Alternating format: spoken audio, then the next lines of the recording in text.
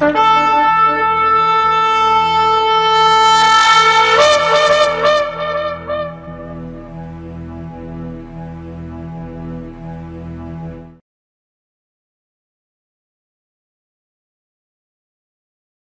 atah Yahweh Eloheinu melech haolam, asher kideshanu b'mitzvotav v'tzivanu la'asok b'divrei Torah.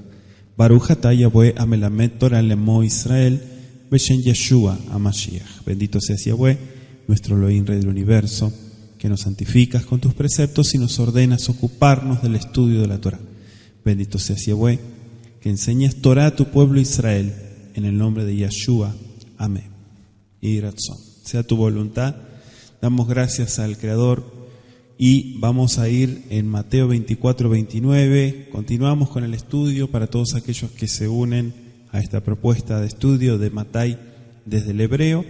Dice el verso 29: inmediatamente después de la tribulación de aquellos días el sol se oscurecerá y la luna no dará su resplandor y las estrellas caerán del cielo y las potencias de los cielos serán conmovidas.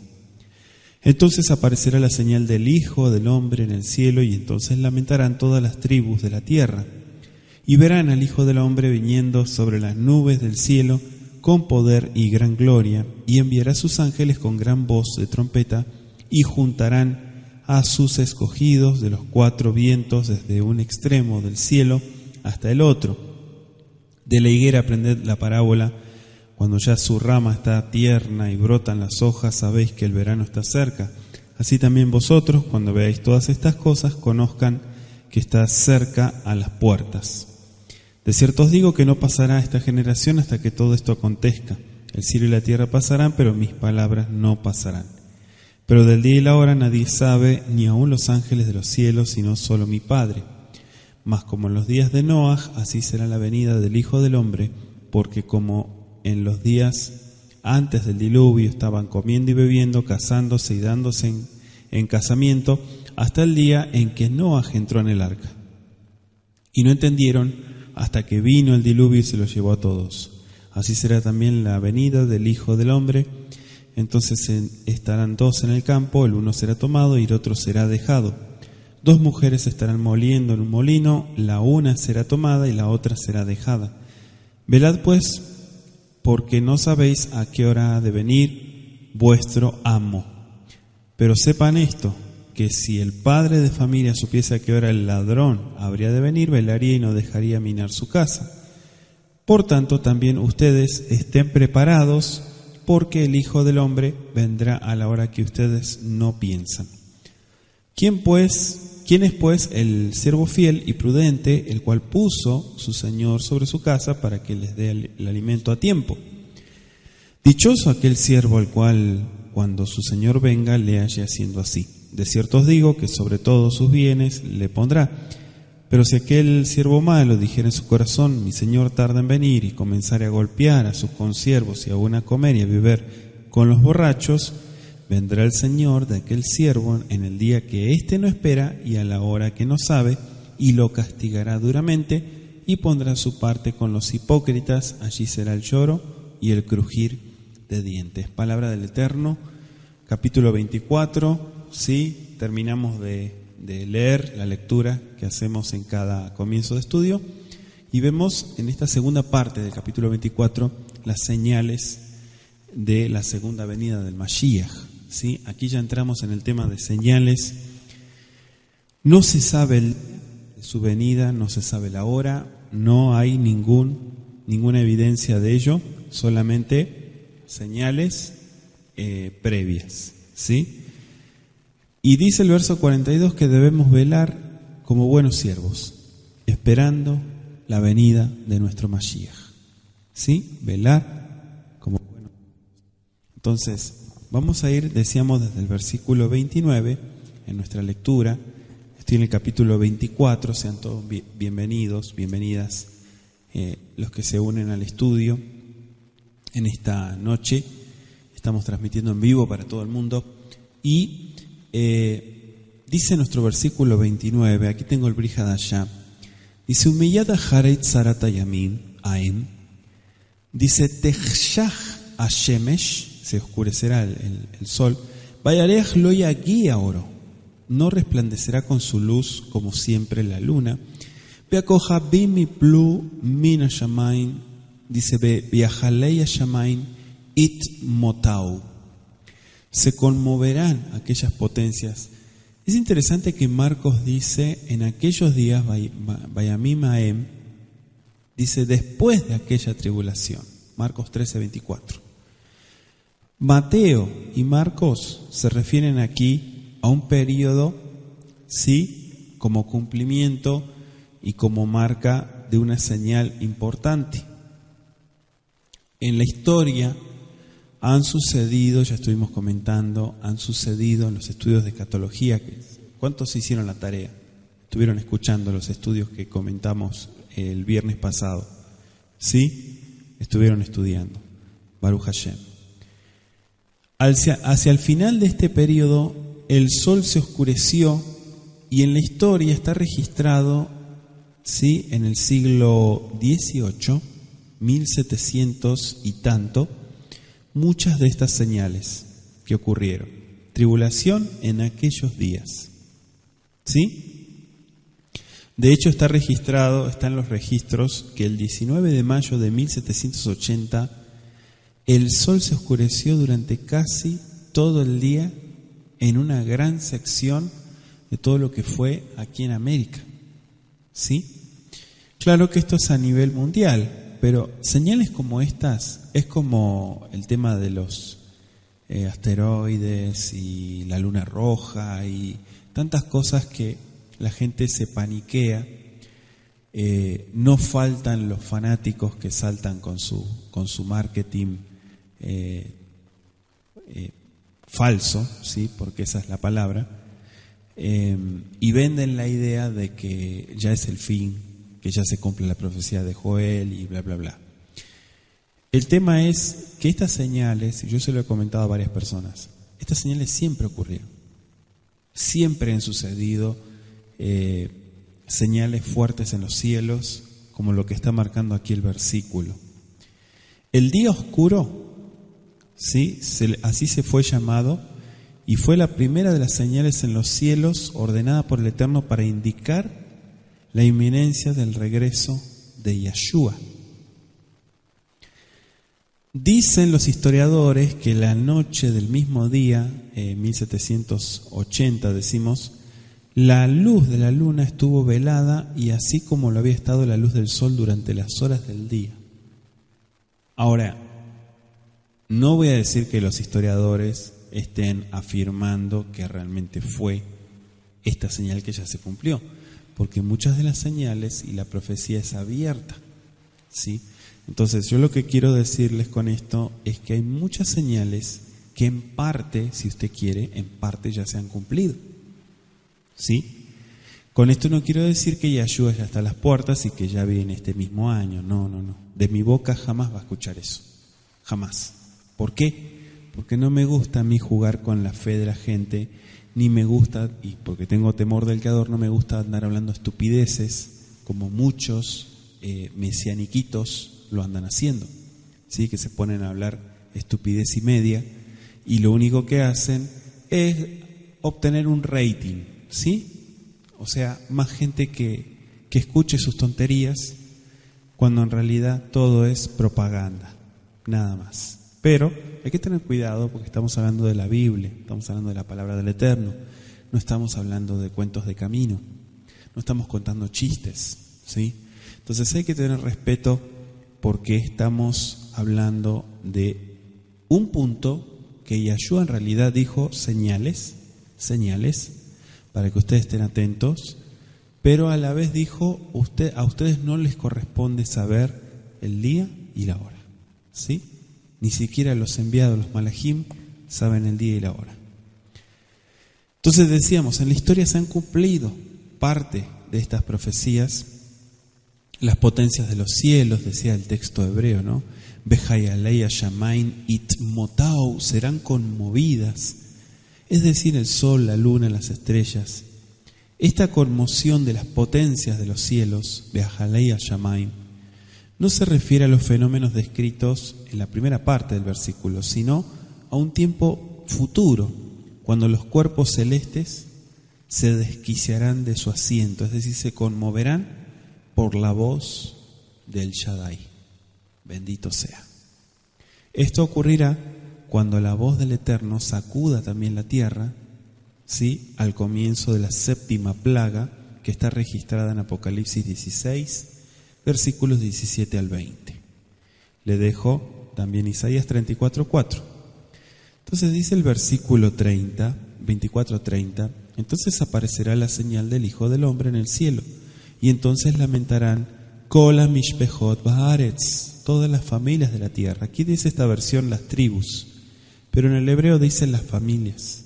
Y verán al Hijo del Hombre viniendo sobre las nubes del cielo con poder y gran gloria. Quiero hacer la aclaración. Cuando dice Mishpechot Haaretz en el texto hebreo de Mattai, no se está refiriendo a una familia en particular. Quiero que usted aclare esto, aclararlo, que usted haga también sus apuntes. Mishpechot en la Biblia es un término muy amplio. No se refiere a las tribus de Israel, ¿sí? Aquí no está hablando de que es algo secreto o que solamente los que son parte del pueblo se van a dar cuenta y el resto no. En realidad los pueblos, la traducción, la interpretación sería los pueblos de la tierra, es decir, las naciones de la tierra sería en un lenguaje actual. Sí, los países, si usted quiere, a eso se refiere. En ese entonces, Mattai utilizaba este lenguaje. Aparecerá la señal. ¿Cuál señal? Dice Ben Adam Bashamay, la señal del Hijo del Hombre en los cielos. ¿Sí? Entonces, esta señal Ot significa evidencia, señal que distinguirá el retorno del Mashiach de todos los engaños, de los falsos mesías, decíamos la vez pasada, y volverá a esta tierra. ¿Sí? Volverá porque ya vino. El término Ben Adam, le dejo algunos versículos, Daniel 7:13, Marcos 2:10.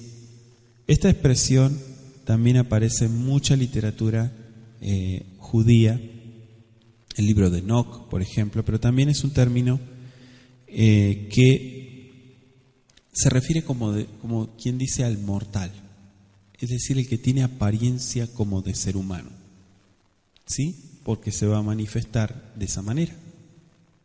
Ben Adam, ¿sí? La palabra Adam significa humano. Adam se llamó el primer humano.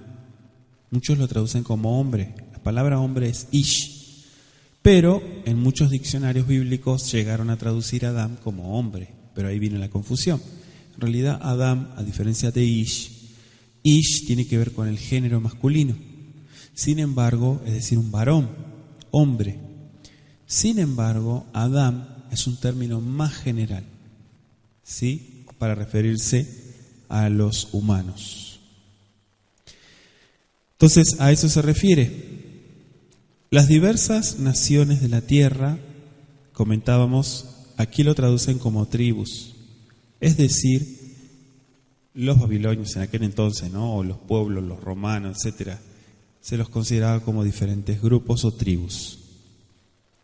O algunos dicen razas, diferentes razas, etnias, ¿sí? De la tierra.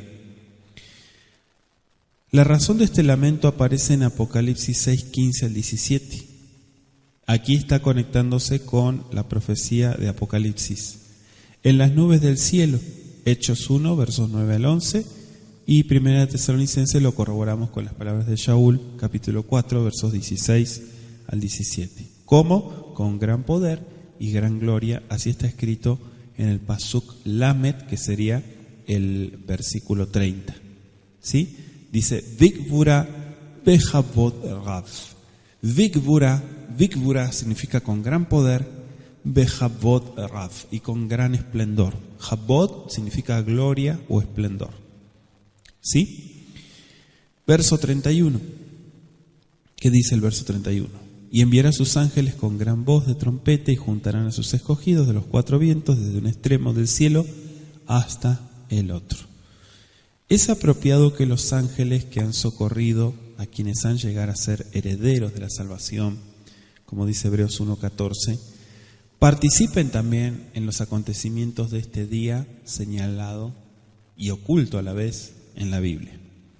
Entonces, por primera vez, los Benei Elohim tendrán el privilegio de ver cara a cara a estos seres, ¿sí?, santos, que los han guardado a lo largo de toda su peregrinación terrenal. Es decir, muchos tuvimos la oportunidad, me incluyo, tuvimos la oportunidad de ver con nuestros ojos físicos ángeles, con permiso del Eterno. ¿Sí? A mí me sucedió hace muchos años. ¿Sí? Fue cuando tenía 2 años nomás en la fe. Me sucedió, a mi esposa también. Hay gente que nunca los ha visto, o hay gente que no ha visto nada. ¿Sí? Es decir, que los ojos espirituales nunca fueron abiertos, pero no es que esté mal, eso solamente es la voluntad del Creador. Y muchas cosas suceden con propósitos. A veces también el Eterno nos prepara en ciertas áreas, pero podremos ver realmente cara a cara a esos seres que el Eterno envía. Aparece la palabra trompeta. Cuando Yahshua venga, ese gran shofar llamará de sus tumbas a todos los que han dormido con Yahshua. Lo dice 1 Tesalonicenses 4:16 y 1 Corintios 15:52. ¿Sí? Estamos conectándonos con todo lo que tiene que ver con el Brit Hadashah para no salir de contexto y no dar otro tipo de explicación errando, ¿sí?, a estos acontecimientos, que es algo bastante delicado a la vez. ¿Por qué dice sus escogidos? Bueno, estos son los que el Eterno ha escogido para formar su reino, porque ellos le han escogido a Él en primer lugar. No lo pusieron en último lugar. Dice Malaquías 3:17, la profecía, dice el Creador, bendito sea su nombre, hablando a través del profeta, y serán para mí, ¿quiénes? Los escogidos, que habla Mateo, serán para mí un especial tesoro, así ha dicho Yahweh Sebaot, en el día en que yo actúe. Malaquías 3:17. Mire qué increíble, qué tremendo lo que está diciendo acá la Escritura. Los que han dormido, quiere decir los que ya no murieron, ¿sí?, físicamente hablando, con Yahshua se levantarán para unirse con los que están vivos y juntos se encontrarán con el Eterno en el aire. Dice 1 Tesalonicenses 4:16 y 17. Juan 11:24 y 26 también lo corrobora. Los 4 vientos, o Me'arba Kanfot, quiere decir todas las direcciones, ¿sí? En todo, norte, sur, este, oeste. A eso se refiere.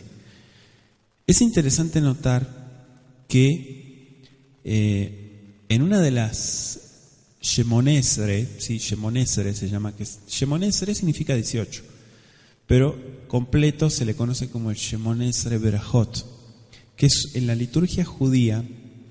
El Shemonesre es un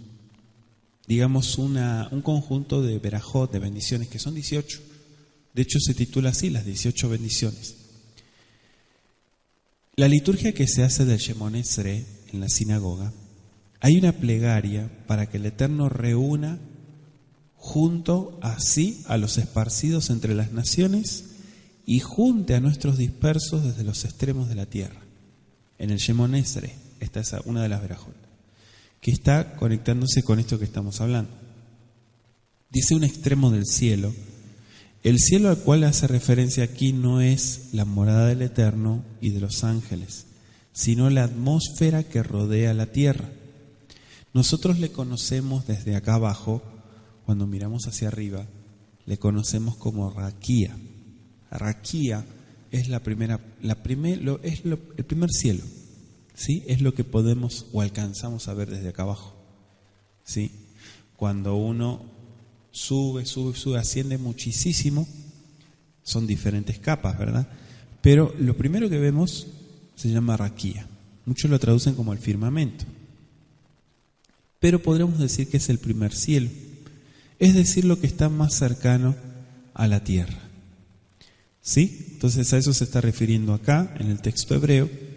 Una expresión describe a toda la tierra, puesto que la tierra está bajo los cielos atmosféricos. Y hay expresiones también similares para anotar: Deuteronomio 4:19, Deuteronomio 34, Nehemías 1:9, Jeremías 49:36, Colosenses 1:23, etc. Verso 32. De la higuera aprendan este mayal, cuando ya su rama está tierna y brotan las hojas, sepan que el verano está cerca. ¿Sí? Un proverbio, es decir, una expresión, un modismo, una expresión idiomática. Los brotes de la higuera eran señal segura de que se aproximaba la temporada más cálida. Cultura bíblica, cultura de Medio Oriente. Comparar esto con la parábola de la higuera estéril de Lucas 13, 6 al 9 y la maldición de la higuera de Marcos 11, versos 12 al 14 y versos 20 al 26 es muy interesante. ¿Por qué? Porque esta breve parábola es en realidad una ilustración tomada de la naturaleza y era especialmente significativa para todos los habitantes de Israel y de todo lo que es la región de Medio Oriente, donde abundaban, si usted investiga, abundaban las higueras, cantidad de higos. Por eso es que acá en América también hay muchas empresas que traen de afuera, de Medio Oriente, higos, ¿sí? Porque es donde más se cosecha. Verso 33 dice: así también ustedes, cuando vean todas estas cosas, conozcan que está cerca, es decir, a las puertas. Cuando vean, dice aquí como una señal, y se hace resaltar el reconocimiento personal de las señales, pero también la comprensión de su importancia. Los creyentes en Yeshua debemos distinguir entre grandes señales y prodigios de los falsos profetas y lo que realmente son verdaderas señales mencionadas por Yeshua. Tenemos que distinguir entre aquellas cosas que Yeshua predijo que señalarían el principio de dolores, como explicábamos la semana pasada, cuando el fin aún no sería, y las señales que indicarían que el regreso de Yeshua ya está a las puertas, ¿sí? Entonces, por eso yo le decía hace un rato, cuidado con lo que usted anda escuchando, ¿sí? No sea emocionalista, no se deje llevar, porque habla con mucha convicción y realmente me conmueve lo que dice. No se deje llevar por las palabras. Abra la Biblia, estudie, compare, analice, investigue, no se quede cruzado de brazos, no diga amén a la ligera, ¿sí? Acá hay muchas cosas para investigar. Todas estas cosas, Kola el Aldebarim, aquí se incluye la señal del Ben Adán, del verso 30, porque cuando ésta sea visible, Yeshua ya está viniendo sobre las nubes, dice la profecía, y no estará más a las puertas. Entonces las palabras estas cosas se refieren más bien a las señales del verso 29, pero también incluyen otros acontecimientos, es decir, otras señales que Yeshua dijo que debían de ocurrir antes del fin. La lista completa de estas señales aparece en Marcos 13 y en Lucas 21. ¿Sí? Ahí está la lista completa, si quieren apuntarlo. Entonces, si ven todo esto, el fin está cerca.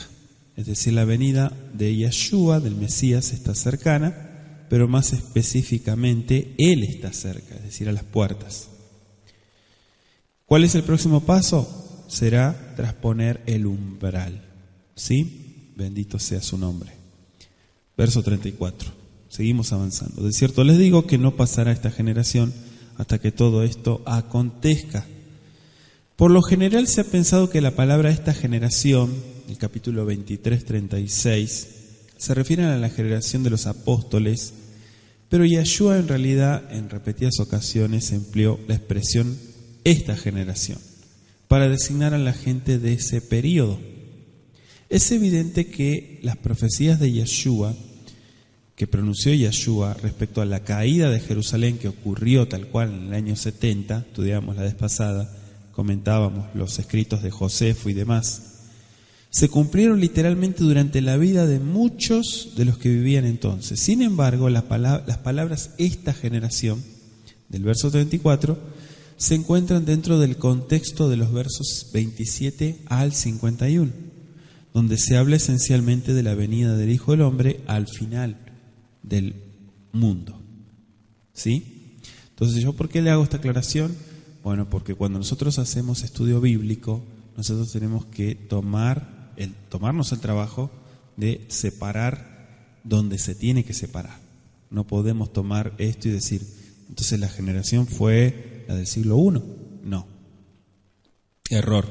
Mashiach afirmó que las señales mencionadas en estos versículos y en Lucas 21-25, dice señales en los cielos y en la tierra, ocurrirían tan cerca del día de su venida que inclusive la generación que viera las últimas señales no moriría antes de ver que se cumplieran todas estas cosas. Es decir, que verían no solo las señales, sino también la venida de Yeshua y el fin del mundo. Entonces no era el propósito de Yeshua dar a conocer a sus seguidores la fecha exacta de su retorno. ¿Por qué? Porque él no lo sabía tampoco. Las señales predichas testificarían que su venida estaba cerca, pero el día y la hora, Mateo 24:36, nadie lo sabe. Entonces, el tomar la frase esta generación como base para computar un periodo al final del cual Yeshua debería venir, viola tanto la letra como lo que es la interpretación o las leyes de interpretación bíblica. ¿Sí? Que nadie tiene que inventar nada, ya todo está inventado. Y hay formas y métodos, para toda una metodología para interpretar la Escritura. Entonces el cielo y la tierra, esta expresión bíblica bastante común, ¿verdad? Se refiere a los cielos atmosféricos y al globo terrestre. Dije globo, ¿sí? No tierra plana. No me quiero salir del tema, pero no tierra plana. Yo sé que hay muchos que están atrás de la cámara, ¿sí? En internet, y están con toda esa farsa de la tierra plana. Y bueno, pero volvamos al tema, ¿sí? Y si usted cree eso, bueno, es su problema, ¿sí? Pero bueno, la Escritura, la evidencia, todo siempre ha hablado de que la tierra es redonda, que es un globo, ¿sí? Entonces, hay tantas cosas que la misma profecía de Mateo 24 se está cumpliendo delante de nuestras narices. Mucha gente está siendo engañada. Están usando la Biblia para engañar. Están usando la Biblia para sembrar mentira en muchos corazones. Es increíble la cantidad, las masas de gente que están cayendo en toda esa basura de interpretación. Solamente pedimos al Eterno que Él nos ayude, que nos guarde, que nos proteja para seguir aprendiendo cada día, humildemente lo digo, y que el Todopoderoso guarde nuestro corazón. El día y la hora, nadie lo sabe. Ahora, el cielo y la tierra pasarán. Esto no significa que el planeta Tierra dejará de existir, hago la aclaración, sino más bien que los cielos atmosféricos y la superficie de la Tierra van a sufrir cambios fundamentales. En Isaías 34:4 y 2 de Pedro 3, versos 7 al 13, está profetizado y se describe un proceso mediante el cual se van a efectuar, es decir, cómo va a suceder, qué es lo que va a ocurrir. Bueno, ahí hay un dato bíblico para aquellos que les gusta investigar, buscar. Pero fíjese que hace la comparación con mis palabras. ¿Sí? Aún la política de los más encumbrados personajes de la tierra puede cambiar, pero los principios divinos quedan firmes para siempre, porque el Eterno no cambia. Malaquías 3:6. En este versículo Yeshua hace resaltar la certeza de lo que ha revelado respecto del futuro, especialmente con referencia a su regreso y el fin del mundo. El día y la hora, nadie lo sabe, ni aun los ángeles. Esto se entiende que el día de su venida y del fin de todo, nadie lo sabe ni nadie lo sabrá.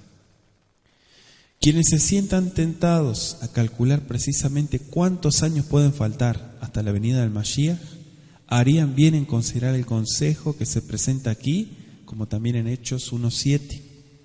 Es el privilegio y el deber de nosotros como estudiantes de la Biblia permanecer alertas, observando las señales del retorno de Yeshua y saber cuándo se acerca su venida, pero no dar fechas.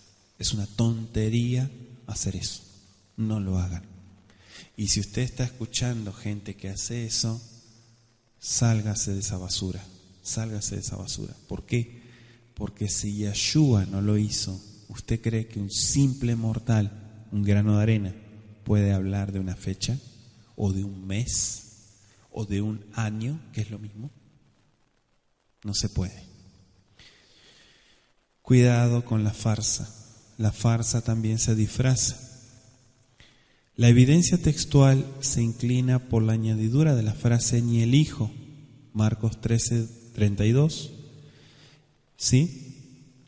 Se ha entendido que esto significa que como hombre, cuando estuvo en la tierra, Yeshua, ¿sí?, limitó en forma voluntaria su conocimiento y su poder para estar en armonía con las capacidades de los seres humanos, a fin de que su propia vida perfecta fuera un ejemplo de cómo deberíamos vivir, y que su servicio que brindó Yeshua, bendito sea su nombre, pudiera ser un modelo al cual pudiéramos seguir, ayudados por la misma conducción y la misma ayuda de Elohim, ¿sí?, que tuvo con él, la presencia divina que estuvo con él, que lo dirigió en todo.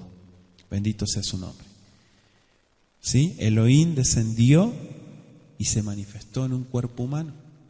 Bendito sea su nombre. Entonces solo mi Padre, Hechos 1:7, lo decíamos recién, solo mi Padre sabe. Y empiezan las comparaciones, verso 37. Mas como los días de Noah, así será la venida del Hijo del Hombre, porque como los días antes del diluvio, estaban comiendo y bebiendo, casándose y dando en casamiento, hasta el día en que Noah entró en el arca, y no entendieron hasta que vino el diluvio y se lo llevó a todos. Así será también la venida del Hijo del Hombre. ¿Sí? Behimei Noah. Dice, Gen yegam bo shel ben Adam. Así será también. Tiene el comparativo. Dice, Kihasher lifnei yemei amavul, antes de aquellos días del Mabul, ayu ochlim beshotim, dice, noseim nashim, venotnim nashim, también entregaban esposas para que se casen, la nashim, adayom asher va Noach el ateva, hasta aquel día en que entró, subió al arca, dice, la teva. A pesar de esta advertencia pregonada por Noah, el testimonio de la construcción del arca, la gente lo vio construir, la gente le preguntaba, comentábamos la vez pasada, ¿verdad?, el comentario de la Perashá. Los hombres siguieron con su trabajo habitual, sus placeres acostumbrados, sin considerar en absoluto los acontecimientos que estaban por ocurrir. No prestaron atención. Y Yeshua dijo que esta misma despreocupación caracterizaría a quienes vivieran en los días que precederían a su segunda venida. Sus actividades también serían esencialmente malas, como las de los antediluvianos. La descripción de las condiciones existentes en el mundo antediluviano aparece en Génesis 6, versos 5 al 13 y 2 de Pedro 2, versos 5 al 6. Se estaban casándose, dando en casamiento, y la Biblia describe claramente, está tremendo eso, la iniquidad prevaleciente en los días de Noah. Se predicen las mismas condiciones para los últimos días. Segunda de Timoteo, anótelo, Segunda de Timoteo 3, 1 al 5. Sin embargo, en este capítulo 24 de Mattai, Yeshua destaca el hecho adicional de que el diluvio sorprendió a esta gente mientras estaban ocupados en sus rutinas, ¿sí?, sus actividades habituales. Lo mismo ocurrirá en ocasión de la segunda venida de Yeshua. Dice el verso 39, Velo yadu advo amabul, y no entendieron hasta que vino el Mabul. ¿Sí? El Mabul es el diluvio, se traduce. ¿Sí? Advo amabul. Va imach et kulam ken yeye gam bo shel ben adam. As yehi shnaim, dice Basadeh, be'yaseb echad, be'aechad yaseb. Aquí empieza a explicar Yeshua cómo será. Primero dice que no se darán cuenta, porque muchos estarán ocupados con sus asuntos. Por espacio de 120 años, Noaj había advertido a la gente que vendría el Mabul. Habían tenido la oportunidad de saber o de entender, pero bien habían preferido no creer. Es decir, se enfrascaron en la oscuridad de su incredulidad. Oseas 4:6. Y se los llevó, dice. Ahora dice el versículo 40, leía yo en el hebreo, estarán dos en el campo, el uno será tomado y el otro será dejado. Inclusive el verso 41 dice, dos mujeres estarán moliendo en un molino, una será tomada y la otra será dejada. 40 y 41. Es probable que aquí se aluda a los agricultores. Será tomado, el campo, basadé. ¿Sí? El verbo es tomar o recibir para sí mismo. De hecho, en el papiro, en hebreo, se emplea este vocablo para referirse a recibir cosas que le pertenecen a uno. También se lo emplea para expresar que Yeshua tomó consigo a Kefa, Jacob y Yohanan para ascender con él al monte de la transfiguración, ¿se acuerdan? En Colosenses 4:17 se le emplea el verbo hebreo para referirse a un servicio que recibe, sí, la transfiguración, digamos, cuando Yeshua lo explicó, ¿no? Pero viene acá la comisión también para anunciar, es decir, testificar o dar a conocer algo que sí te compromete.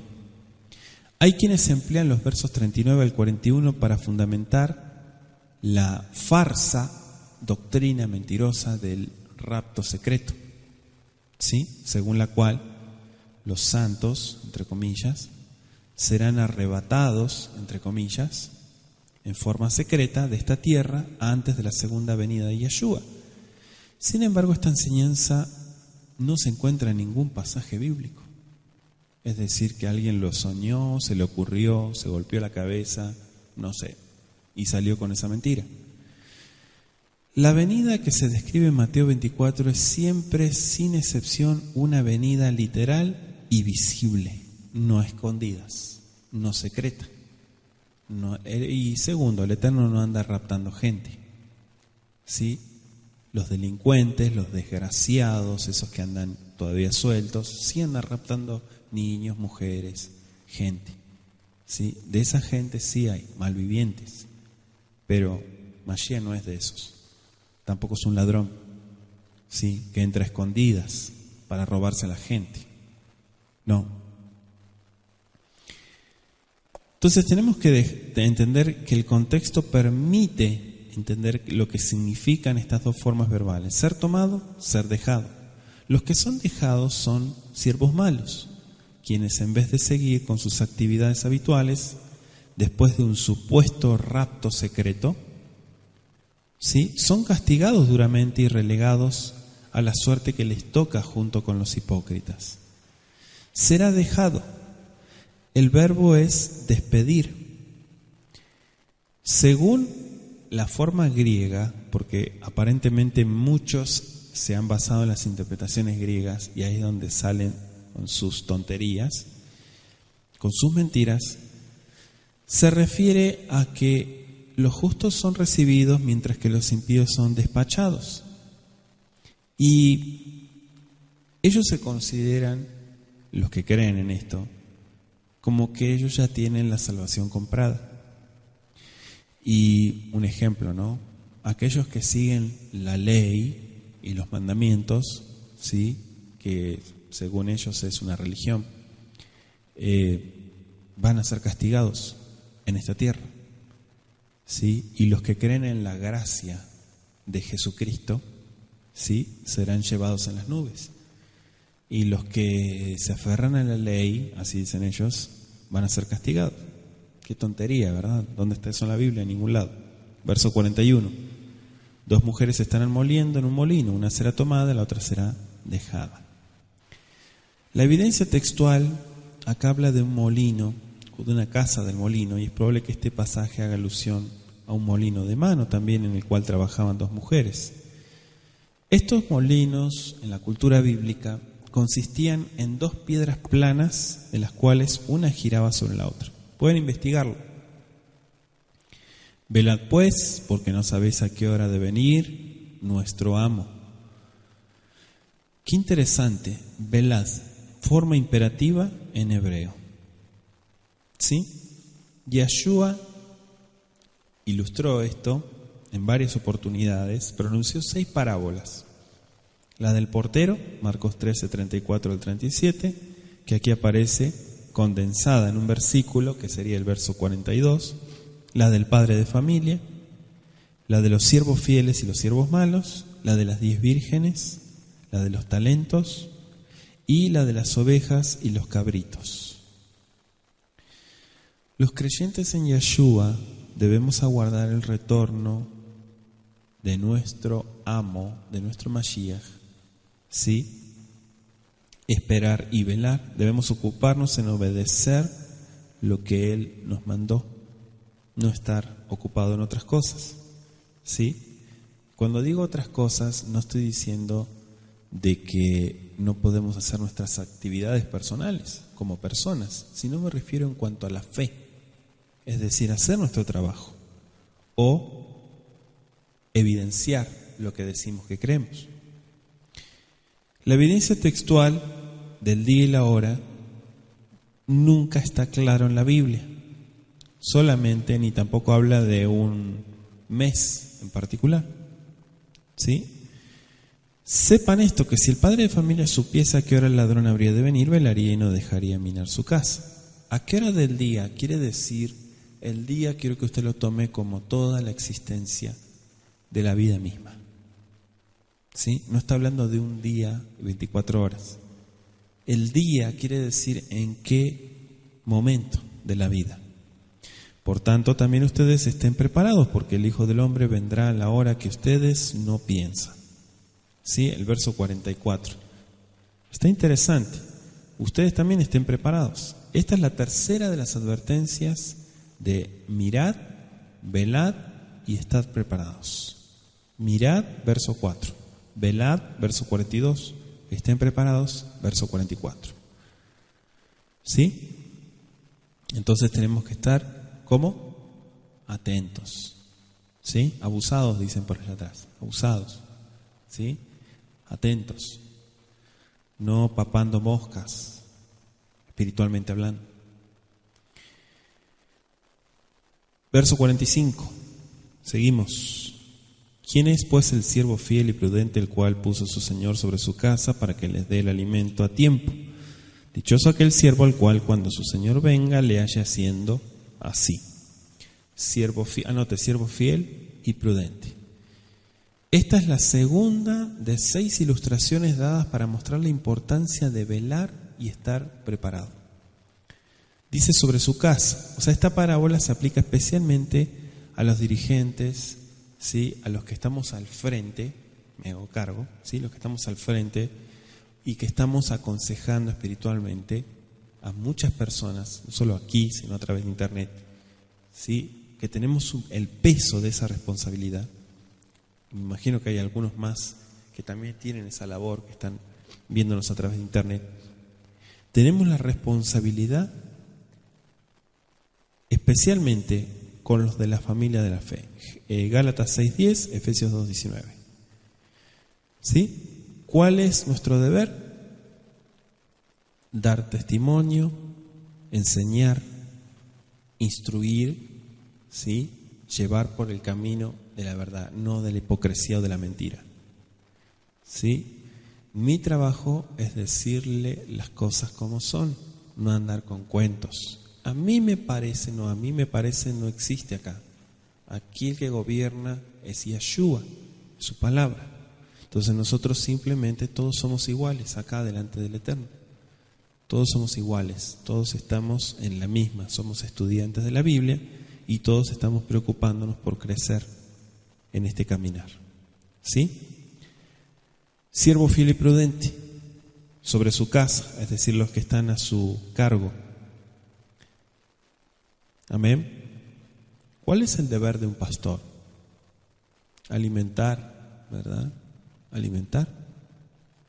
Pastorear es alimentar. Es corregir, pero también es alimentar. Es decir, que si algo está mal, tiene que venir una corrección con la instrucción. Amén. Kadosh Baruj Hu pedirá que se le rinda cuenta a cada líder espiritual. ¿Sí? Pero lo que el Eterno haya, quiero hacer esta aclaración, lo que el Eterno haya puesto en mis labios, para todos los que escuchan, no solamente en vivo, sino retransmisión o grabaciones, todo lo que el Eterno haya puesto en mis labios y llegó a su vida, es su responsabilidad, no es mi responsabilidad. Si usted no hizo nada, si usted le entró por acá y le salió por acá, si no se hizo cargo, es su problema, es su responsabilidad. Y yo estoy libre de eso. ¿Se entiende? Esto es lo que el Eterno pone en nuestras manos y entregamos. Hacemos el trabajo de preparar este manjar, esta mesa, este alimento. Y quiero compartir, quiero que usted se saboree conmigo, que pueda disfrutar este platillo. ¿Lo está disfrutando? ¿Está rico? ¿Quiere un poquito de agua para bajarlo? Entonces tenemos que disfrutar este platillo. Pero quiero que sepa que usted es responsable de lo que come. Yo no soy responsable de las necedades que la gente cometa o de las cosas que la gente no se haga cargo y tome malas decisiones. Un mal común en los creyentes es que hacen cargo a los líderes de sus tonterías, de sus malas decisiones. Y eso no es correcto. Hago la aclaración. Dichoso aquel que actúa de esta manera. Esa es la bendición. Ashrei. Verso 47. De cierto les digo que sobre todos sus bienes le pondrá. Pero si aquel siervo malo dijera en su corazón: mi señor tarda en venir, y comenzara a golpear a sus consiervos y aún a comer y a beber con los borrachos, vendrá el señor de aquel siervo en aquel día, que éste no espera porque no sabe, y a la hora que no sabe, y lo castigará duramente. ¿Sí? Le dará duro. Verso 47. Todos sus bienes. Es decir, le confiará mayores responsabilidades. Si somos fieles en lo básico, el Eterno nos va añadiendo más responsabilidad. Como los trabajos, ¿verdad? ¿A cuántos lo ascendieron en su trabajo? ¿Sí? ¿No lo ascendieron? ¿A cuántos? Los que están en internet.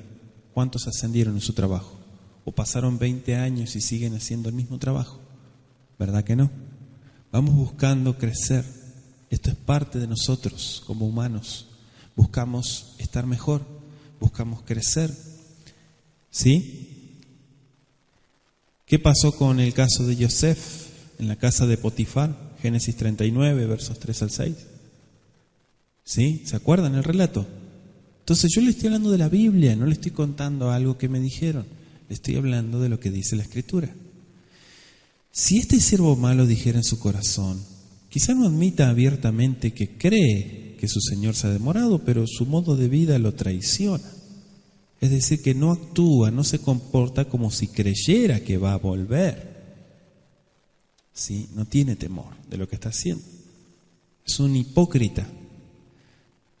Este siervo no es uno de los burladores que niegan la realidad del retorno de Yeshua.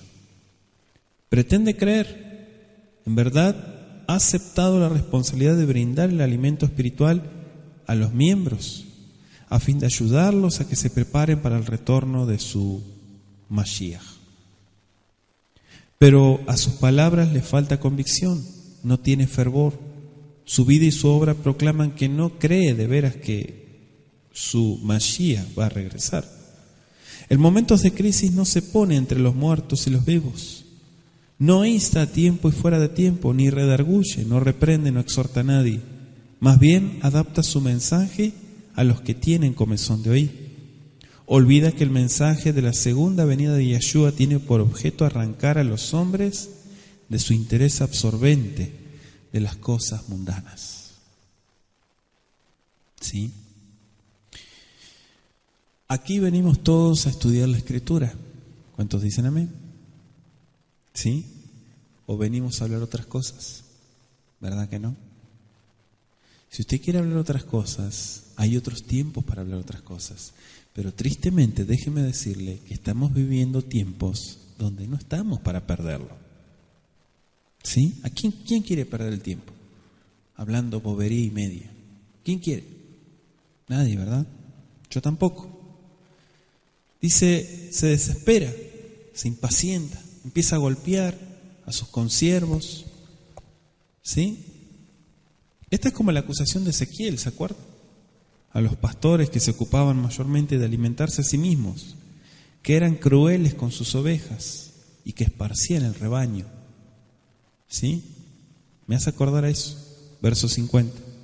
No espera. Verso 51. Lo castigará duramente y pondrá su parte con los hipócritas. Allí será el lloro y el crujir de dientes. En el texto hebreo dice lo partirá en dos. Hay evidencias ajenas a la Biblia que indican que esta era una forma terrible y vergonzosa de morir.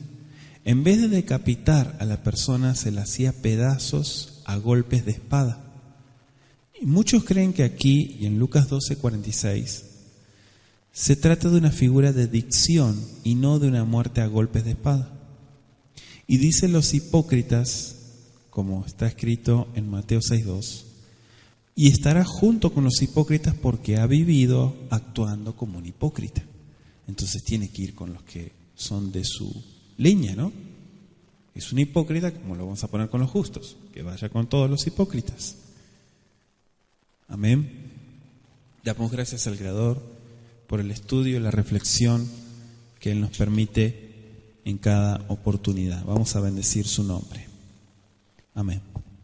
Ribono Shel Olam, amo del universo, te agradecemos por la oportunidad que nos das de analizar este capítulo 24 y concluirlo reflexionando siempre en tus palabras y poder estar atentos, sobre todo ante el tanto engaño que vivimos en estos días. En el nombre de Yeshua, pon colirio en nuestros ojos, ayúdanos a ver la claridad, la luz de tu palabra. En el nombre de Yeshua te agradezco por cada propuesta de estudio que nos permites tener en la comunidad. Kol Shaddai, Beshen Yeshua, HaMashiach. Amén. Que así sea.